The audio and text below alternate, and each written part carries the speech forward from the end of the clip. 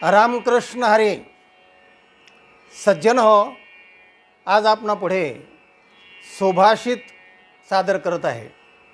सुभाषितम, चांगलं बोललेलं, सात्विक आणि तात्विक ज्याच्यामध्ये विचार आहेत, जीवनाला पोषक असणारे विचार आहेत, प्रेरणा देणारे विचार आहेत, व्यवहारामध्ये पदोपदी उपयोगाला येणारे विचार असतात ना, ते असतात सुभाषितामध्ये. आणि मग सगळ्या प्रकारचे सुभाषितं आहेत. तत्त्वज्ञानाचे आहेत, व्यवहाराचे आहेत, विनोदाचे आहेत. सगळ्या प्रकारचे सुभाषितं, हजारो नाही लाखो सुभाषितं आहेत.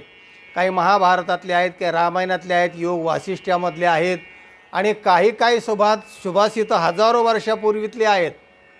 पण त्यांना कर्तेसुद्धा सापडत नाहीत की हे सुभाषित कोणाचं आहे. पण ते सुभाषितं चालतच आलेले आहे. काही जे अजरामर वाङ्मय आहे ना, त्यात हे एक वाङ्मय आहे. सुभाषित आहे, सुविचार आहेत, म्हणी आहेत, दृष्टांत आहेत. हे सतत चालणारे विचार आहेत. हे वाङ्मय आहे आणि ते अजरामर वाङ्मय आहेत, अमृत आहे बस. तर आजचा जो सुभाषिताचा भाग आहे ते एक कोडं मांडलेलं आहे सुभाषितकारांनी. कोडं ते सुभाषित आहे. एक चक्षुर्न काकोयम बिलमेच्छन्न पन्नगाः क्षीयते वर्धते चैव न समुद्रो न चंद्रमाः. एक चक्षुर्न काकोयम, एकच डोळा आहे पण तो कावळा नाही आहे. कावळ्याला एक डोळा आहे असं शास्त्रकार म्हणतात आणि सगळीकडे तसंच अजूनही रूढ आहे. कावळ्याला एक डोळा, एकाक्ष त्या कावळ्याला म्हणतात. काक म्हणजे एकाक्ष, म्हणजे एकच डोळा तो असा दोन्हीकडे फिरवतो. असं फिरवताना दिसतं, पण त्याच्यावर फार संशोधन अजून झालेलं नाही. जोपर्यंत संशोधन होत नाही तोपर्यंत आहे ते खरं मानून चालायला हरकत नाही. तेव्हा एक चक्षुः न काकः अयम, अयम न काकः. एक डोळा आहे पण तो कावळा नाही आहे. बिलमेच्छन् न पन्नगाः, बिळात राहतो पण पन्नग नाही म्हणजे सर्प नाही.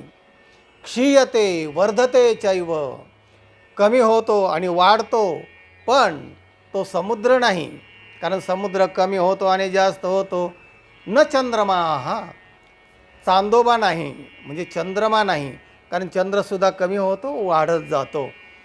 मग काय आहे याचं कोडं असं टाकले त्यांनी की काय आहे मग सांगा बरं, कोण आहे हा? तर त्याचं उत्तर आहे सुई दोरा. सुई आणि दोरा याचा अर्थ म्हणजे उत्तरातला अर्थ आहे. तुम्ही तुमचा विचार करा, कारण सगळा विचार आपणच सांगत बसायचं असं नाही. पण सुभाषित पुन्हा ऐका. एक चक्षुर्न काकोयम बिलमेच्छन्न पन्नगाः.